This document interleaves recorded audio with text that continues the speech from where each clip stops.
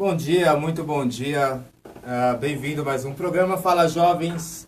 Não, a gente não trocou de locutor, eu apenas mudei o meu visual, tá? Então desculpem quem achou que Leandro tinha saído, apenas mudamos de visual. Hoje aqui com mais um programa, hoje o nosso assunto será sobre educação. Um tema bastante pertinente e antes de começar com a reflexão do dia, eu queria fazer um agradecimento a todo mundo que tem se inscrito no nosso canal no YouTube. Atingimos a marca de 1.400 inscritos. Então, muito obrigado a todo mundo que está compartilhando, se inscrevendo, comentando nas nossas entrevistas. Que tal nossos jovens aqui dentro da comunidade com esses exemplos da própria comunidade. Então, vamos lá.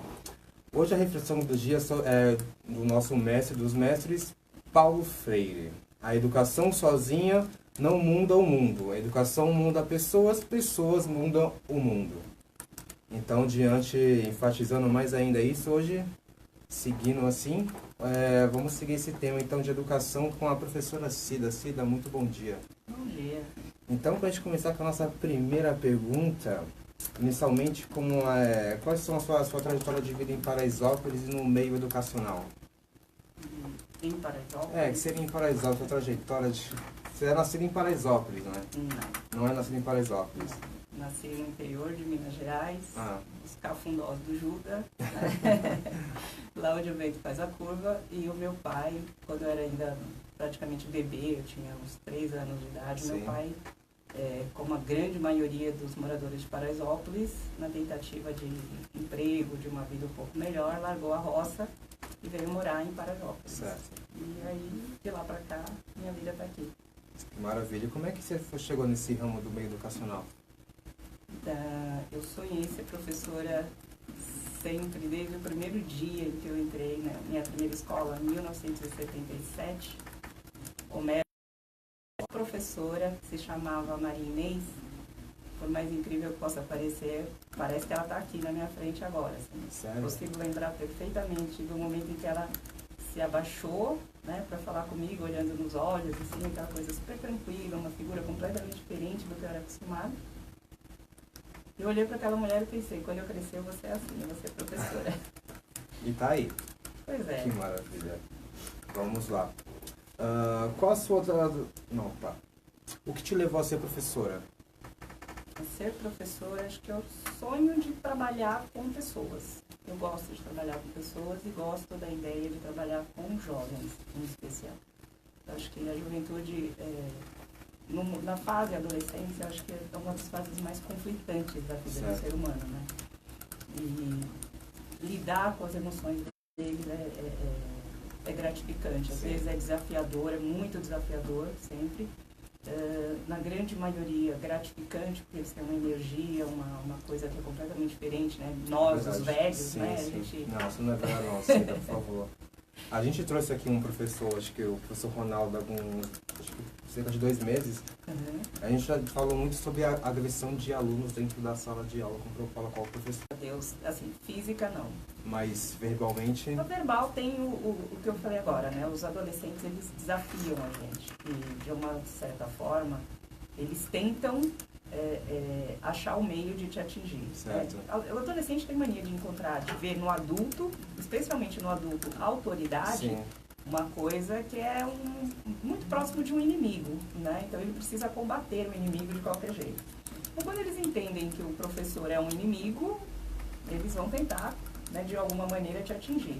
O que eu tento na maior parte do tempo é mostrar para eles que eu não sou inimiga e que a gente não precisa chegar a esse ponto. Maravilha. Então, graças a Deus, aquela agressão, aquela coisa pesada de desestruturar mesmo e tal, acho que eu nunca sofri. Que maravilha. Graças a Deus. Por quanto tempo dando aula já? 16 anos. 16 anos, hein? Então, maravilha. Vamos lá. A educação transforma? Sem dúvida. Eu tô aqui como prova disso. Eu vou te falar, eu vou estudar para ser professor também, tá, queridas? Eu larguei a escola eu estudava na Itovinho na época, acho que eu tinha 14 anos, eu larguei a escola. Na época, eu vou até te falar, eu tomei um tapa na cara de uma diretora, eu não lembro o nome dela, acho que é Luísa. Você chegou a dar aula na Itovinho? Itovinho, sim. E quando eu falei aquilo para minha mãe, foi bastante complicado, né? Porque naquela época, a mãe não quer saber, né? Tipo, ela foi lá, conversou, tentaram abafar o assunto, eu larguei a escola depois de um tempo, mas vou te falar, fez falta, viu? Tomou um tapa. Tomou um tapa, você acredita? Meu Deus. Parece, é surreal. Quando eu conto hoje com essa normalidade para as pessoas falam, mano, como é que pode?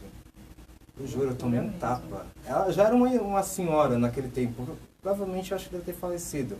Ela já era uma senhora, já tinha uns seus 70 e poucos anos. Mas a atitude dela foi bastante complexa, radical. foi muito. Vai ser minha avó, ela nunca tinha me batido.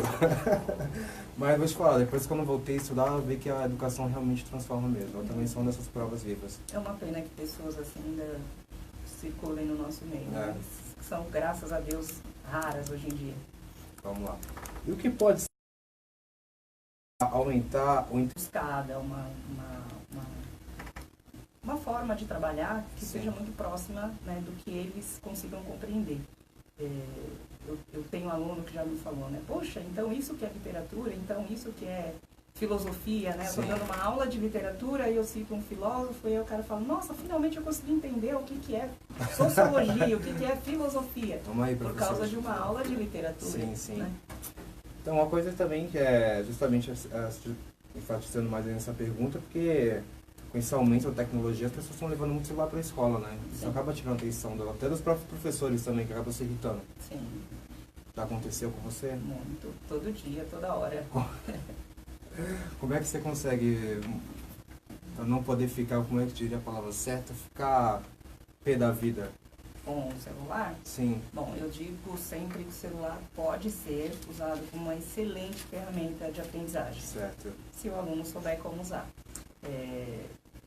Eu, por exemplo, sou professora de inglês e eu sempre digo para meus alunos, se você tem o problema de perder o seu dicionário, ele vai estar ali viável quando você necessitar. Né?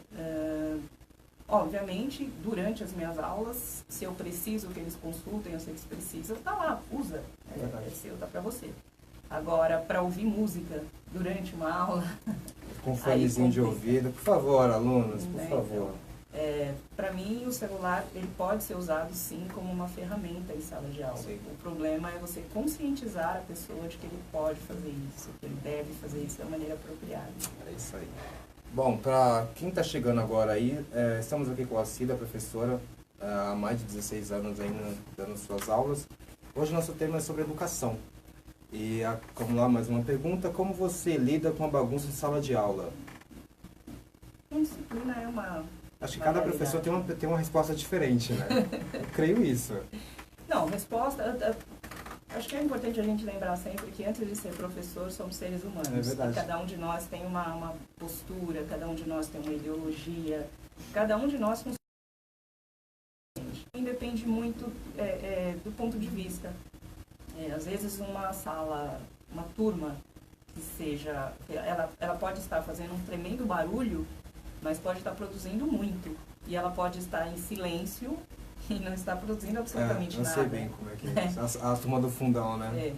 Não, às vezes você oferece, por exemplo, uma atividade, uma tarefa, que vai fazer com que eles dialoguem, com que eles discutam, com que eles debatam, e que dali, para quem está passando, né? Às vezes você passa do lado de fora, né, no corredor de uma sala, e você se pergunta, né? Que inferno que esse professor está fazendo aí dentro, que essa sala está essa bagunça. É verdade. Mas, de repente, a sua proposta é que eles fizessem barulho, que eles conversassem, que eles trocassem informações, né? E que eles vão te dar depois um produto final, que provavelmente vai ser muito bem visto, muito bem avaliado. E, de outra forma, você pode ter uma turma completamente quieta, né? Um silêncio tranquilo para o professor, uma calma tranquila para um corredor, e eles não estarem produzindo absolutamente nada. Pois é. Né? Então, a disciplina é uma coisa que vai depender, do meu ponto de vista, do que é você como profissional dentro da sala de aula. Qual é o seu objetivo? Se você tem uma turma, aí você tem disciplina. É verdade. Né? Você dá aula para o ensino fundamental e médio? Fundamental e médio. Partindo para o ensino médio, vamos dizer assim, uma sala com 45 alunos, você com os seus anos de experiência dando aula, quantos consegue se formar? Não conseguir, tipo, claro que tem, no meu caso eu larguei a escola, mas vamos dizer assim, tem meninas que acabam engravidando, tem jovens que acabam buscando trabalhar para poder ir não estudar. Eu acho que isso hoje é bem diferente de anos atrás, né? Uma coisa que a gente pode ficar feliz, né, como sociedade em geral, é perceber que hoje um número maior de egressos, né, do ensino médio conseguem entrar numa faculdade, conseguem um ensino superior. Acho que é uma questão de uns 20 anos atrás, de 40, você teria talvez uns, sendo otimista, 5. Hoje a gente já consegue, de uma forma tranquila, chutar ali uns 10, 15. Né, saindo e indo para uma faculdade, voltando como profissionais. Eu, por exemplo, no meu tempo de carreira aqui em Paraisópolis, uma menininha que não tem noção do poder que ela tem, assim, de como ela me fez me sentir grata. Francisca Mirelli, é uma criaturinha fofa, toda tranquila, toda calma. Dias, e ela olha para mim e fala assim: professora, você não acredita, eu saí da escola, eu fui para a faculdade, eu estou me formando e eu tenho que agradecer a você por ter sido meu exemplo. Ah, que maravilha. Resumindo, tá pago.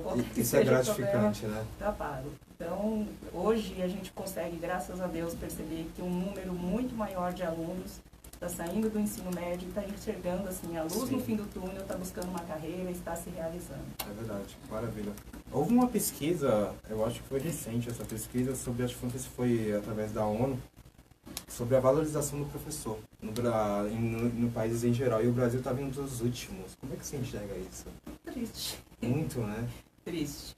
A gente não está nem falando sobre salário, é sobre a valorização do professor em si. Infelizmente, a política brasileira, ela não enxerga o professor como um ser para ser valorizado, né? Nós somos só mais uma ave na economia do país. Eles precisam da gente como números de contribuintes, não como pessoas, não como profissionais que têm poder de mudar uma geração. Né? Então, é uma pena. É muito triste ver como um professor consegue ser desvalorizado e, de repente, você pega uma pessoa que não contribui em grande coisa para a sociedade ser colocado como ídolo, né? Triste, mas é a nossa realidade. Então, para você que escolhe ser professor, querido, é por amor e não por dinheiro, tá? Sem dúvida. Sem dúvida. Vamos lá. A professora tem um papel de pai e mãe, ou isso é um mito? Qual a educação ideal? Papel de pai e mãe eu não digo, mas hoje, por problemas sociais, né? Sim. Hoje nós temos uma gama muito maior de mães solteiras, né, que têm que sair cedo, trabalhar, ganhar o sustento para os seus próprios filhos, né? E essas crianças, quando elas vão para a escola, querendo ou não, hoje a parte da educação dessas crianças foi delegada à escola, né? Então a gente nunca vai ser pai e mãe, sem dúvida nenhuma. Eu sei que eu não vou conseguir ser pai e mãe de ninguém. Mas às vezes a gente tem sim que enxergar com um olhar um pouco mais humano, muito mais próximo de uma mãe. E conhecer, né, as necessidades dessas crianças, desses adolescentes, para tentar ajudá-los, né, a superar.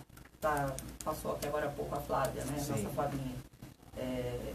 Eles têm uma carência absurda e às vezes ele enxerga mesmo o professor como um pai ou como uma mãe, né, porque de alguma maneira faltou isso. Então, eu como professora tenho consciência de que eu nunca vou ser o pai ou a mãe deles, mas que eu preciso às vezes deixar de ser professora e ser um pouquinho mais mãe, sem dúvida. Tá ouvindo, né, meus caros alunos? Vamos lá. E a escola pública de hoje é pior do que a escola pública do seu tempo? Não te chamando de velha, por favor. Tá? Sem dúvida. Eu consigo ver a escola de hoje muito permissiva. Certo. O fato dela ela tenta ser mais humana e, de alguma maneira, acho que se perdeu o equilíbrio. Né? A escola, antigamente, ela era mais focada, ela tinha um objetivo muito mais prático, muito mais claro. Hoje, com a ideia de que a gente precisa fazer muito, antigamente a família cuidava, a escola educava. Hoje a escola tem que educar, ela tem que cuidar, ela tem que zelar, ela tem que proteger, ela tem que... Né, e tudo é no que, né, o que era antigamente a função da escola. Então isso fez com que baixasse a qualidade, porque a gente não consegue dar conta de tudo. Né? E quando a gente não consegue dar conta, e ter a função social de cuidar, de abraçar, de envolver, de zelar por essas crianças, eu acho que a gente acabou perdendo um pouquinho de qualidade, sim. Mas isso vai depender muito, no meu ponto de vista ainda, de como grupo, né, como o conjunto de profissionais de uma escola vão agir. Né? O conjunto precisa ser forte, precisa entender, seguir uma linha única, né, que vai conseguir, de alguma forma, uma identidade própria que vai ajudar esses alunos. Quando a gente se perde como grupo, como a gente perde a identidade como conjunto que dá a aula, que organiza a escola, a gente normalmente faz isso transparecer. E quando os alunos percebem que essa interação não acontece entre os gestores e professores, a indisciplina vai crescer, a identidade da escola vai se perder. Então, basicamente, não dá nem pra gente achar um culpado, tipo, falar que a educação pública é horrível. Ah, sem dúvida. Acho que é impossível falar assim, não, a culpa é dos professores. Ah, não, a culpa são dos alunos. Não, a diretoria é horrível. Acho que não vai dar. Pois é, essa semana nós tivemos, o deputado diz que a culpa é dos professores, os professores dizem que a culpa é dos políticos, os políticos dizem que a culpa e ninguém tem, na verdade, né? Porque no jogo das cadeiras, quando a música para, alguém tem que ficar lá para segurar o BO. E a gente já sabe que é o professor que fica, né? É verdade. Tem um amigo professor meu que ele falou assim, se esses deputados ganhassem a mesma coisa que o professor, eu acho que... Eles não seriam deputados. É isso, exatamente. Procuraria outra profissão. Pois é. Vamos lá. Como você vê a participação da comunidade na escola? Infelizmente, menos do que a gente gostaria. Eu trabalho na Escola Maria Zilda, né, aqui desde 2003, 2004. E desde essa época, se existe uma coisa que a escola busca, independente da direção, de quem é o grupo, né, que dirige a escola, uma coisa que a gente sempre pede é a presença dos pais. Né? Em reuniões de pais, apareçam, por favor. Né? Nós temos 4 reuniões. Por favor, pais, apareçam nas reuniões. Né? Se não for na reunião, a gente entende, né? Às vezes eu, né, como fui há muitos anos atrás, empregada doméstica, balconista, o que quer que seja, a gente sabe, né, que às vezes você tem um patrão que não te permite, né, sair do seu trabalho para ir, apesar de eles saberem que é por lei, o pai tem, né, esse direito. Sim. O patrão nem sempre permite. Ok. Passa um horário fora do dia da reunião, fora daquele horário da reunião, a gente atende, a gente quer ouvir, a gente quer saber, a gente quer formar uma corrente, um elo que garanta que esse aluno, que essa pessoinha, né, que foi confiada à escola, que ele tenha o melhor desenvolvimento possível.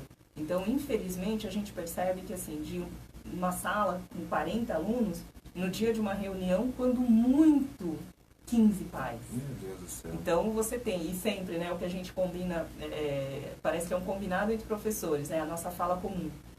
Sempre aparecem o pai daquele que praticamente não precisa. O bom filho, o exemplo, o aluninho perfeito, aquele que está, né, com tudo em ordem, notinhas azuis, esse pai aparece. E aí a gente... fundão, cadê vocês? Então, e a gente precisa às vezes conversar, a gente precisa às vezes trocar ideias, somar, né? Tem necessidades, tem problemas, né? E os pais não aparecem. Então, essa participação de pais na escola é horrível. É horrível. Você acha que até isso acaba impactando até na própria desempenho do aluno? Sem dúvida. Essa ausência? Sem dúvida. Eu digo sempre que eu fui... Parte da minha vida, graças a Deus, eu tive meu pai e minha mãe muito presente. Sim. Então eu sei que adolescente é um serzinho boi selvagem, né? Gato selvagem. Sim. Né? Me deixa à vontade, eu estouro seco, eu vou onde quiser, eu arrebento tudo. Isso. E quando você mostra para eles que existe um controle, que alguém está zelando por você, presta atenção, eu estou de olho no você vai, né? Você dá 2 passinhos e olha para trás para ver se tem alguém te olhando. É verdade. Se está olhando, eu recuo. Se não está olhando, eu dou 2 passinhos a mais. E assim vai. É uma pena saber que eles não estão sendo cuidados como deveriam, não estão sendo olhados como deveriam. Então eles vão ousando e às vezes quando os pais percebem, né, tentam olhar, às vezes já é tarde para tentar buscar. Recado dado, né, pais? Senhores pais, por favor, compareçam às reuniões de seus filhos, tá? Por favor. Vamos lá. O que você tem a dizer sobre as escolas públicas que frequentou em Paraisópolis? Falta tecnologia, melhores salários ou comprometimento dos alunos? Caramba! Gideão, muito obrigado pelo roteiro.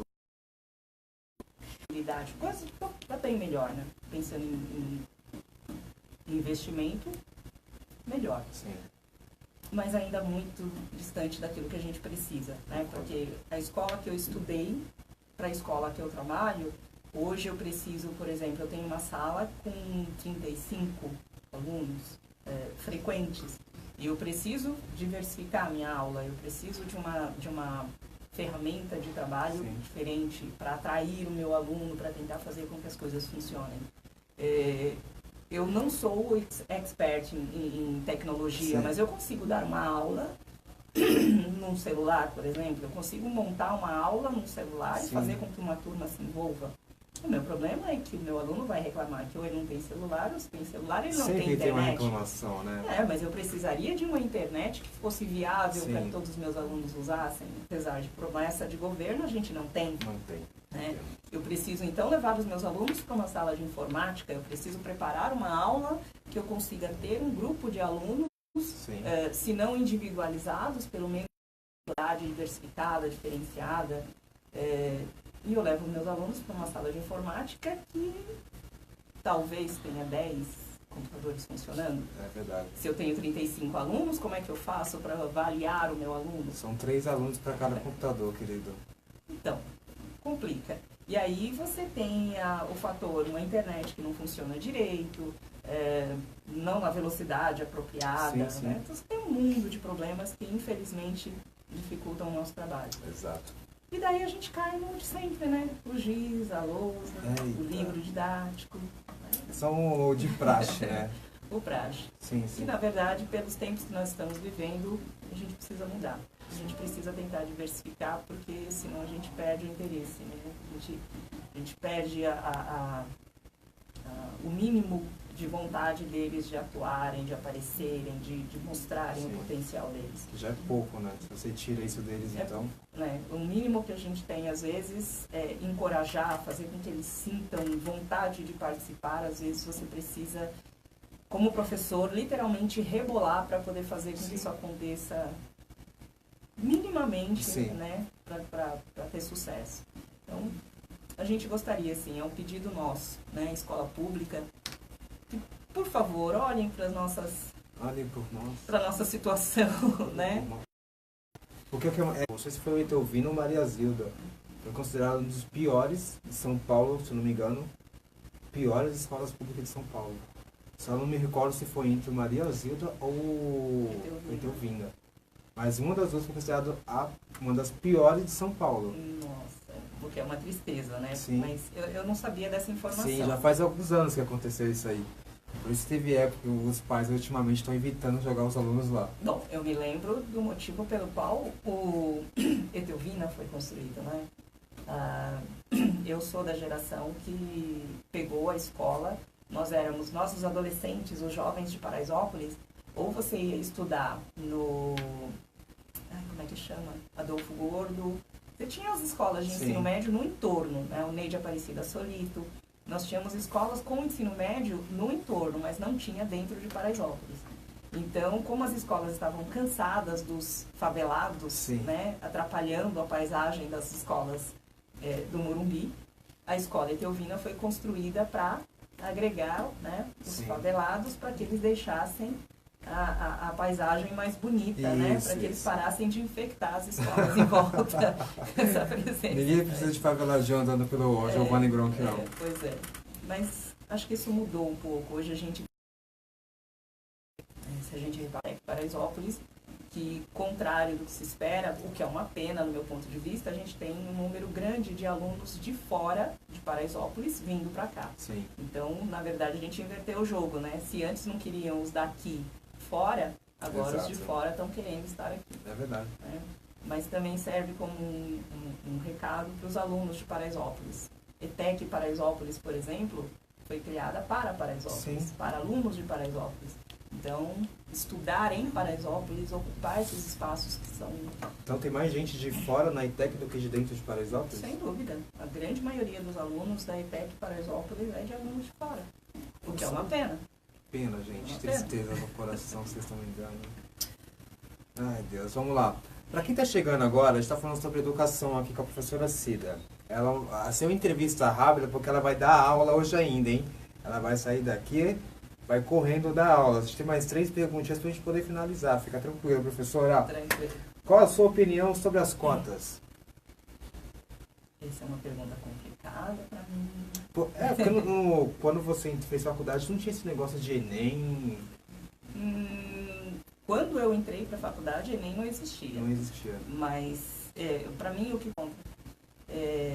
Eu estou sempre pensando que se nós hoje somos uma sociedade democrática, Sim. Se a gente olhar para a realidade de Paraisópolis, por exemplo, você vai encontrar pessoas brancas, né? Com um DNA branco, né? O que é diferente de hoje em dia, você tentar classificar por cor, eu acho um absurdo, né? Porque, acreditem ou não, eu tenho um bisavô alemão, né? Então, acho que é complicado você pegar uma pessoa, um cidadão brasileiro, né, pelo caldeirão cultural que nós somos, pela miscigenação que nós temos, e tentar classificar uma pessoa por cor e definir pela cor da pele se ela tem ou não direito a um 20, 25, sei lá, o que quer que seja de desconto, né, num curso universitário. Eu sou contra a ideia de você dizer para uma pessoa que ela só conseguiu chegar à faculdade porque, tadinha, ela é preta, tadinha, ela é negra. Então, a sociedade foi boazinha com você e te permitiu entrar numa faculdade, né? Porque você é pretinho. Então, nós ajudamos você. Eu acho que isso é uma coisa muito chata, muito triste. Eu não gostaria nunca de ser a universidade que provavelmente vai colocar dentro de uma sala um monte de pessoas que vai me olhar como coitada. Fala assim, ela é a única que está aqui por causa que é pela cor da pele dela e não pelo seu potencial intelectual, não é pelo isso? Potencial, é isso. Eu acho que hoje, se a gente priorizasse qualidade na educação, independente da cor da sua pele, mostre o seu potencial. A escola tem que garantir, a escola pública, a básica, a necessária para todo mundo, ela deveria garantir qualidade para igualar as pessoas em conhecimento. Sim. Garanta que as pessoas todas, independente de nível financeiro, social, né? Eu gostaria que os meus alunos tivessem as mesmas possibilidades que um aluno do Porto Seguro. Né? Eu gostaria de dar uma aula muito parecida, né? Eu tenho colegas, por exemplo, pessoas com as quais eu converso, que eu troco ideias sempre, pessoas que trabalham na escola graduada, pessoas que trabalham em Porto Seguro, pessoas que trabalham em vários colégios diferentes. Então, eu gostaria, né, de trocar ideias com esses colegas. Eu gostaria de estudar tão boa quanto. E aí ele define o futuro dele, se ele quer ou não. Né? Porque entrar na faculdade pode ser a minha vontade, mas não é a vontade dele. Então eu gostaria que todos eles tivessem essa possibilidade, tivesse essa opção. E não dizer para ele depois que ele só conseguiu, tadinho, porque alguém ajudou, porque você é pretinho. Você não conseguiria sozinho. Sim, é verdade. Né? Então, é uma pena que a gente ainda faça isso, porque quando eu penso que uma USP, que uma federal, qualquer federal, qualquer estadual, ela foi criada, o princípio da universidade pública é garantir educação gratuita. Certo. E quem está fazendo uso delas, infelizmente, são pessoas que não precisam, que têm condição financeira para bancar uma. Enquanto os nossos, né, nós estamos aqui batalhando, ficando felizes. A gente fica feliz quando ganha os 20% para entrar numa universidade que, poxa, eu não preciso de 25 ou de 20. Eu tenho 100% de direito porque a minha condição financeira me garante isso. Eu tenho um primo que faz turismo na USP e ele comprova, tipo, de 100 alunos ali, 80 ali é classe A, tipo, nem precisava... Não precisa que acha que ser professor de escola pública com o salário que a gente tem é muito bom, tá bom demais. A gente tem um tempo absurdo para ficar assistindo Netflix à tarde, né? Mas a gente tem que ver que politicamente existe um jogo de interesses muito, muito bacana de não fazer essa realidade mudar. Sim. Então, enquanto a USP for 100 vagas, 80 forem guardados para as pessoas de classe econômica são favorecidos, né? E que só 20 dessas vagas são guardadas para os pobres, então nós vamos continuar garantindo que o pobre se mantenha no seu lugar. Verdade. Porque você precisa, na verdade, de 20 para justificar uma coisa, olha, politicamente nós estamos fazendo. Nós somos os bonzinhos. Nós estamos fazendo pela sociedade. Oi? Desculpa, eu sou parte dessa sociedade, eu ajudo a bancar pessoas que estão sentadas estudando e tendo os melhores professores e tendo as melhores aulas e se formando com os melhores currículos e tendo diplomas fantásticos, mas que não precisam disso. Enquanto aqui nós temos dentro de Paraisópolis pessoas com potencial incrível que gostariam de estar. Eu sou de Paraisópolis, eu sou pobre, mas eu sou branco. Então eu não vou ter essa oportunidade. É verdade. Hipocrisia, né? Nós somos uma sociedade hipócrita. Nós vemos por aqui. Vamos lá. Existe alguma característica de alunos bem-sucedidos? Ó, que pergunta. Meu Deus! Cara, Gideon caprichou, Gideon. Você é maravilhoso, cara. Bom, tá aí Gideone. Você conhece o Gideone também?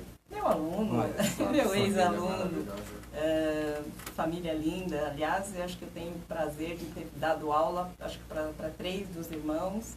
Se não me engano, fui professora do pai também. Do Luciano. Do Luciano, fui professora do Luciano. Nossa, se eu fosse contar... Eu tô ficando com inveja aqui, acho que foi a única que não tive aula com você, então. Pois é, eu acho que não, na verdade eu não sinto inveja não, talvez tenha sido sorte. Nos meus 16 anos de Paraisópolis como professora, eu tenho medo de falar um nome e depois ser xingada lá fora. Você esqueceu o nome. Mas eu danado do meu tempo de trabalho em Paraisópolis, porque alunos, sucesso, são inúmeros. E eu tenho uma alegria muito grande de ser fruto das oportunidades que Paraisópolis me deu e de ter conseguido contagiar outras pessoas com essa mesma vontade de crescer e de aparecer e de fazer, de conquistar o seu lugar no sol, de bater no peito e falar, eu sou de Paraisópolis. Então, dos irmãos Ildefonso, de vários outros nomes, assim, que eu tenho um baita orgulho aqui em Paraisópolis, somos de raça. Aí, tá vendo, pessoal? Irmãos Ildefonso, tá? Tô com inveja de vocês. Vamos lá. Agora, pra gente finalizar aqui com chave de ouro, que a professora tem aula hoje ainda, qual conselho você daria para quem planeja seguir essa profissão? Essa é uma pergunta direcionada a mim, tá? Porque eu quero selecionar para ser professor. Sim. Em primeiro lugar, tenha certeza de que você não fica rico dando aula. Sim. Né? Então, se é fazer fama, fortuna... Tem que ser muito estúpido sem pensar nisso. Ou você encontra um caminho completamente novo, ou não se fica rico, vá com a certeza de que você não fica rico dando aula. Mas que você vai trabalhar e sair de férias e levar pacote de redação para corrigir enquanto você toma um solzinho. Tenha certeza de que você vai perder algumas boas horas de sono pensando, meu Deus, eu tenho aquela aluna que me confiou aquele segredo de ser abusada e de pedir socorro para uma mãe que não ajuda. E você vai levar os problemas dos seus alunos para sua cama e você vai perder as suas horas de sono pensando em como fazer, em como ajudar, em onde buscar ajuda se você não puder. Rugas você vai ganhar. Preocupação você vai ganhar. Você quer me motivar, né? Sim. Sim. Estou te preparando para o pior, porque depois você vai sentir também o mesmo orgulho que eu sinto quando você encontra, por exemplo, aquele que fala assim, aquela aula, aquele dia, aquilo que a minha vida, me fez pensar melhor nas minhas atitudes. Então, quando alguém te encontra na rua, do nada, e te fala uma coisa assim, aí você percebe, valeu a pena. Tá vendo? Valeu a pena. Adorei o conselho. Bom, quero agradecer a Cida aqui por Tem alguma pergunta? Tem uns beijos e abraços aqui. Tem umas pessoas. Primeiro, por favor, mandem um beijo para Flávia Rodrigues, Andressa Costa. Flavinha. Tem o Vinícius Trindade também. Opa, Ai, Vinícius. Vinícius. Ele estava aqui, a gente entrevistou ele deu uma entrevista sobre a Portela, sobre o que é samba. Ele é um cara maravilhoso. Olha Vinícius, isso. abraço, Vinícius. Do Bacana. Jorge Matos, nosso ex-autor de forró. Opa, Jorge, abraço. Tatiane Fernandes. Tati, beijo. Massa. Tem a Lopes Rayane, Rodrigo, que ela fala, os professores ensinam A ao B e os pais têm que ensinar a educação. Os professores nunca foram responsáveis pela educação, e sim os pais. Gomes fala, essa professora eu admiro. Ai, que só. fofa, Paloma, obrigada. Os alunos aparecendo aí. Pessoal, cheio de alunos aí, hein? Pois Mais alguma é. coisa, Sônia? Só isso mesmo. Que maravilha. Então, pessoal, para você que acompanhou essa entrevista maravilhosa, queria que tivesse durado muito mais tempo, mas a professora tem compromissos, ela irá dar aula, ela vai seguir um caminhão bruto até lá, né? Ser professora é ter 3 turnos por Aí, dia. ó, quantas escolas você dá aula? Esse ano eu dou aula em 3. Certo, olha só. Então, somos lisonjeados por tê-la aqui por esse pouco tempo. Então, eu agradeço, professora Cida, pelo espaço que você nos deu aqui para poder aprender muito. Obrigada a vocês E- pelo convite. A cada um que tem ouvido nosso programa diariamente, muito obrigado. Esse foi mais um programa Fala Jovem. Nos vemos na próxima terça às 10 da manhã.